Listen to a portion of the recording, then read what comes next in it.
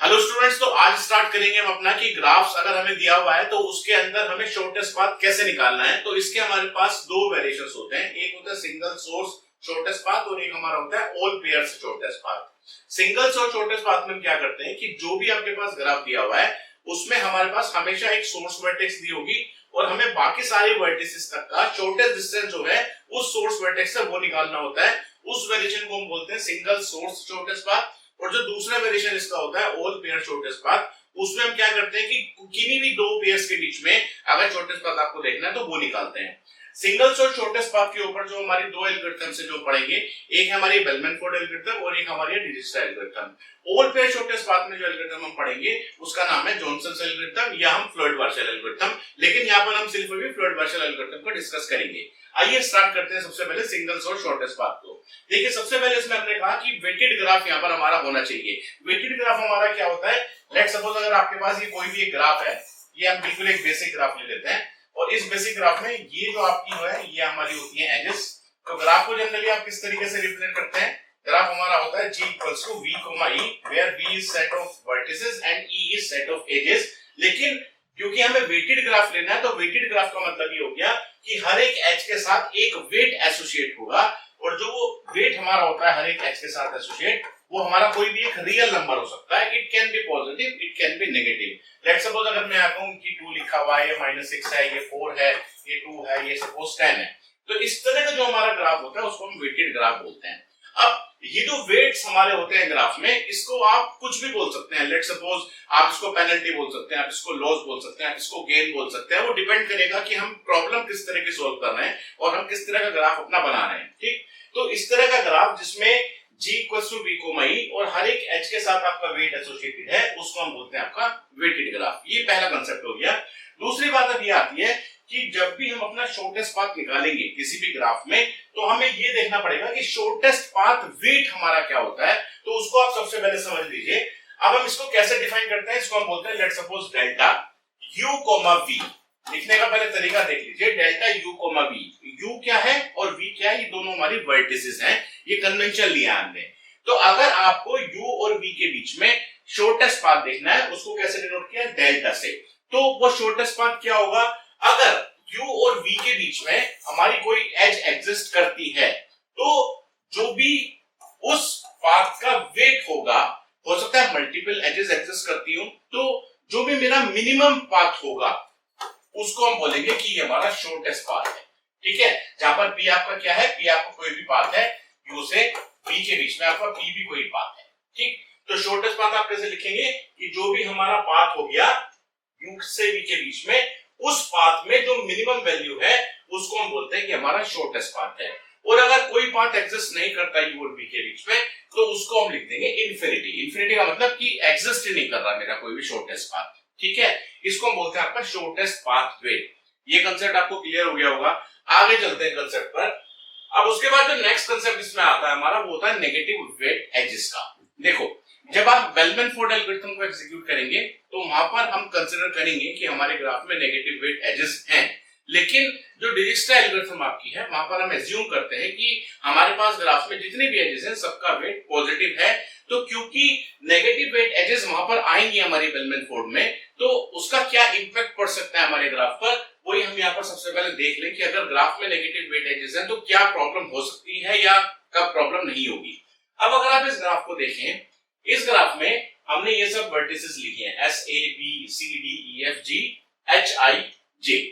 अब इस ग्राफ को देख के आप ये ना सोचें कि ये हमारे दो अलग अलग ग्राफ दिए हुए हैं। मैं इसको कह रहा हूं कि ये हमारा पूरा एक ही ग्राफ है, बस इसमें क्या जो आपकी ये वर्टिसेस हैं H, I, J, ये आपकी कनेक्टेड नहीं है, ये डिस्कनेक्टेड आपकी वर्टिसेस हैं। ठीक, उसके बाद जो भी आपको एजेस दी हुई है, हर एक एज के ऊपर आपकी एक वैल्यू लिखी है जिसको हम बोलते हैं वेट। तो जैसे 3 पॉजिटिव वेट है, -4 एक नेगेटिव वेट है, 6 -3, ठीक है, पॉजिटिव और नेगेटिव दोनों है। अब सपोज करिए जो शॉर्टेस्ट पाथ अभी हमने पढ़ा है, मैं आपसे ये कहूं कि हमें अब इस सोर्स वर्टेक्स से, let's suppose this is our source vertex, इस सोर्स वर्टेक्स से बाकी सभी वर्टिसेस तक का मुझे शॉर्टेस्ट पाथ निकालना है। तो शॉर्टेस्ट पाथ कैसे निकलेगा, देखो बेलमैन-फोर्ड और डिजिक्स्ट्रा पढ़ने से पहले आपको शॉर्टेस्ट पाथ निकालना आना चाहिए। अब मैं आपसे बोल रहा हूं कि जो आपके सोर्स वर्टेक्स है, लेट्स सपोज ये 0 है, आपसे मैंने पूछा कि मुझे बताइए shortest path from S to A क्या होगा। S to A shortest path मतलब क्या हो गया कि जब आप यहां से यहां जाएंगे तो कितने पाथ एग्जिस्ट कर रहे हैं, जितने भी पाथ आपके एग्जिस्ट करेंगे उनमें से आपको कौन सा लेना है जो मिनिमम होगा। यही अभी हमने पढ़ा है अपने इसमें, यही हमने यहाँ पर लिखा था कि अगर U से B के बीच में कोई भी पाथ एग्जिस्ट कर रहा है और अगर मल्टीपल पाथ एग्जिस्ट कर रहे हैं तो उन सारे पाथ का कोई ना कोई वेट होगा और उस वेट में जो मिनिमम होगा उसी को हम बोलेंगे शॉर्टेस्ट पाथ। ठीक है, अब आप यहां देखिए, अगर मैं आपसे पूछूं S से A के बीच में, सबसे पहले आप ये देखिए कितने पाथ एग्जिस्ट कर रहे हैं। तो अगर आप देखें S से A के बीच में एक तो पाथ ये है कि आप S से चले और A पर आ गए, और कोई पाथ है क्या? और कोई ऐसा पाथ आपको ढूंढना है कि आपने S से स्टार्ट करना है और A पर पहुंचना है। तो अगर आप यहां से सपोज S से C पर गए, C से D पर गए, D से G पर गए, तो इधर तो नहीं पहुंचे आप कहीं भी A पर, या S से आप इधर गए, इधर से इधर गए, इधर से इधर गए, तो भी आप नहीं पहुंच रहे। इसका मतलब हम सीधा सीधा यहां कह सकते हैं कि S से A के बीच में सिर्फ एक ही पाथ एग्जिस्ट करता है और इस पाथ का जो वेट है वो कितना है, 3 है। तो ये हमारा शॉर्टेस्ट पाथ हो गया 3। मेरे ख्याल से क्लियर हो गया होगा आपको बिल्कुल। इसी तरीके से अगर मैं आपसे पूछूं कि S से B के बीच में कितने पाथ एग्जिस्ट करते हैं, तो S से B के बीच में एक पाथ तो यही हो गया कि आप S से A चले गए और A से B चले गए। अब आप खुद से एनालाइज करिए कि S से B के बीच में कोई और पाथ भी है क्या। तो यहाँ पर आपको S से B के बीच में कोई और पाथ नहीं मिलेगा। तो S से B के बीच में आपको सिर्फ ये पाथ मिला कि आप S से A पर गए और A से B पर चले गए। अब ये जो आपका पाथ हो गया, इस पाथ का वेट कितना हो गया, 3 और ये हो गया -4। इनको ऐड कर दीजिए, 3 - 4 आपने किया तो ये आपका आ गया -1। बिल्कुल मत सोचिए क्यों माइनस क्यों आ गया, वो माइनस हो सकता है हमारा। ठीक है, तो S से B के बीच में जो मेरा शॉर्टेस्ट पाथ आ गया उसकी वैल्यू हो गई -1। अब आप देखिए S से C के बीच में कितने पाथ एग्जिस्ट कर रहे हैं। तो S से C के बीच में जब आप देखेंगे तो एक पाथ तो ये हो गया आपका S से C, आप डायरेक्टली चले गए। और कोई पाथ एग्जिस्ट कर रहा है क्या? यहाँ पर आप वीडियो को पॉज करके जरा एनालाइज करिए कि S से C के बीच में कोई और भी पाथ है क्या। तो जब आप पहली बार इस ग्राफ को देखेंगे तो आपको देखने में ऐसा लगेगा कि एक ही पाथ एग्जिस्ट कर रहा है S से C के बीच में, यहाँ से लेकर यहाँ तक। लेकिन अगर आप थोड़ा सा इसको क्लोजली ऑब्जर्व करेंगे ग्राफ को, तो आपको और भी पाथ यहाँ पर मिलेंगे। मैं आपको बताता हूँ कौन से। देखिए S से आपको स्टार्ट करना है और C पर आपको टर्मिनेट कर देना है। तो एक पाथ तो हो गया S से C, उस पाथ का वेट कितना हो गया 5। दूसरा पाथ मैं आपको दिखाता हूं। आप चले लेट्स सपोज S से इधर लिख लेते हैं इसको। एक तो आपका पाथ ये मिल गया S से C डायरेक्टली, जिसका वेट कितना आ गया आपका 5। दूसरा पाथ देखिए, दूसरा पाथ आपका हो गया, मैं आपसे कह रहा हूं कि S से C पर आप गए, उसके बाद आप C से D पर जाइए और उसके बाद आप D से वापस से C पर आ जाइए। ये भी तो एक पाथ है ना, क्योंकि आपने स्टार्ट S से ही किया और आपने टर्मिनेट C पर ही किया। लेकिन अब आप ऐसे घूमकर आए, लेकिन पाथ तो एग्जिस्ट कर ही रहा है ना, वो पाथ तो मेरा है। अब अगर इस पाथ का मैं वेट निकालूं कितना आएगा, 5 + 6 11, 11 - 3 8। तो इसका कितना आ गया वेट, 8 आ गया। तो अब आप ये सोच रहे होंगे कि इसका मतलब दो पाथ एग्जिस्ट कर रहे हैं S से C के बीच में, लेकिन यहां पर इनफाइनाइट पाथ एग्जिस्ट कर रहे हैं S से C के बीच में। देखिए ये पाथ है या नहीं है, S से C पर गए, C से D पर गए, D से C पर गए, C से फिर D पर गए और D से फिर C पर आ गए। ये भी तो आपका एक पाथ हो गया। कैसे कि आपने एक बार और साइकिल घूम ली, तो 3 पाथ हो गए। एक बार और साइकिल घूमेंगे तो 4, एक बार और साइकिल घूमेंगे 5। तो आपके तो ये इनफाइनाइट पाथ एग्जिस्ट कर रहे हैं, क्योंकि आप स्टार्ट हमेशा S से कर रहे हैं और टर्मिनेट हमेशा C पर हो रहे हैं। और जब भी आप इस साइकिल के थ्रू जा रहे हैं तो आपका जो उस पूरे पाथ का जो वेट है वो कितना बढ़ जाता है, +3 बढ़ जाता है। +3 क्यों बढ़ रहा है, क्योंकि C से D पर गए तो 6 हो गया और D से C पर आए तो -3 हो गया। 6 - 3 यानी कि +3 बढ़ जा रहा है। तो जैसे इसका 8 था तो इसका आपका कितना आ गया, 11 आ गया। एक और पाथ लेंगे तो कितना आएगा, 14 आएगा। एक और लेंगे तो कितना आएगा, 17 आएगा। तो हमें कौन सा लेना है शॉर्टेस्ट पाथ S से C के बीच में, जो मिनिमम है। तो मिनिमम कौन सा एग्जिस्ट कर रहा है, 5। ठीक है, 5 ले लेते हैं। तो ये हमारा होगा शॉर्टेस्ट पाथ S से C के बीच में। अब आप ये कहेंगे इसका मतलब कि अगर ये साइकिल आ गई तो हमने साइकिल ली क्यों, वो तो हमेशा बढ़ाएंगी चीजों को, तो हम उसको साइकिल को कभी देखेंगे नहीं। लेकिन ये गलत है सोचना। अभी आगे चलते हैं। ठीक, तो ये 3 पाथ तो हमने निकाल लिए, S से A निकल गया, S से B निकल गया और S से C भी निकल गया। आगे चलते हैं। अब देखिए, आप मुझे बताइए कि S से D के बीच में कितने शॉर्टेस्ट पाथ है। तो S से D के बीच में बहुत सारे शॉर्टेस्ट पाथ आपको मिलेंगे। कैसे, एस से सी गए, सी से डी गए, एक तो ये आ गया, यहाँ पर लिख लेते हैं let's suppose S to D. एक तो आपको ये मिल गया 5 + 6 11। एक आपका ये भी तो हो सकता है कि आप एस से सी गए, सी से डी गए, ये तो आपको मिल गया 11। एक आपका ये भी तो हो सकता है कि एस से सी गए, सी से डी गए, डी से फिर सी आ गए, फिर सी से फिर डी आ गए, क्योंकि साइकिल आ रही है ना वहां पर, यहाँ पर आपकी साइकिल आ रही है। जितने बार आप साइकिल घूमेंगे उतने आपके इनफाइनाइट पाथ आते चले जाएंगे। और जैसे ही आप इस साइकिल पर एक बार गए तो 5 + 6 11, 11 - 3 8, 8 + 6 14। ठीक है, तो हर बार आपका 3 बढ़ता चला जाएगा। जैसे पहले 11 आया था, फिर 14 आया, फिर आप एक बार और घूम के जाएंगे साइकिल पे तो 17 आएगा। तो मिनिमम कौन सा है? मिनिमम 11 है, तो हमने इसका शॉर्टेस्ट पाथ लिख दिया 11। ये भी कांसेप्ट आपको बिल्कुल क्लियर हो गया होगा। अब हम थोड़ा सा और आगे चलें। अब मैं आपसे कह रहा हूं कि लेट सपोज आप निकालिए एस से ई के बीच में। देखिए ये इंपॉर्टेंट है बहुत आपका, एस से ई के बीच में। तो सबसे पहला आप ये बताइए कि एस से ई के बीच में कितने पाथ हैं। एक तो आपका डायरेक्ट पाथ दिख रहा है एस से ई के बीच में, उसका वेट कितना हो गया आपका 2। ठीक है, और क्या पाथ हो सकता है एस से ई के बीच में? क्या ये पाथ नहीं है क्या? एस से ई पर आप गए, ई से एफ पर गए, सेम जैसा ऊपर था, और एफ से आप वापस से ई पर आ गए, ये भी एक पाथ हो गया। उसके बाद ऐसे एक पाथ और हो जाएगा, यानी कि एस से ई के बीच में भी हमारे मल्टीपल पाथ या मैं कहूं इनफाइनाइट पाथ एग्जिस्ट कर रहे हैं। तो आप ये सोचने लगे कि अगर इनफाइनाइट पाथ एग्जिस्ट कर रहे हैं तो बस डायरेक्टली ले लेते हैं एस से ई के बीच में और 2 आ गया, लेकिन वो गलत हो जाएगा आपका। क्यों?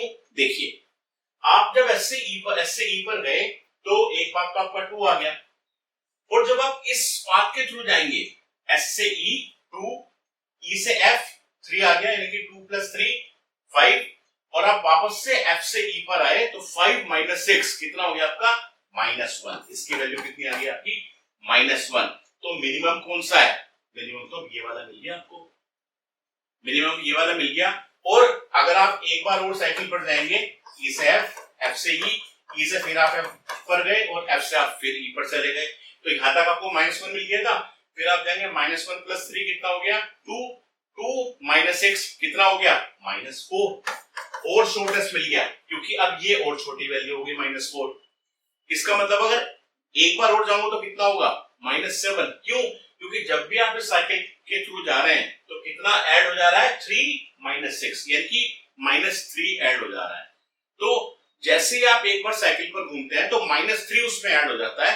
इसका मतलब मेरे जो ओवरऑल वेट है, वो जो ओवरऑल डिस्टेंस है वो मेरा और कम हो गया। तो -4 के बाद एक बार घूमा तो -7 आएगा, फिर -10 आएगा, -13 आएगा।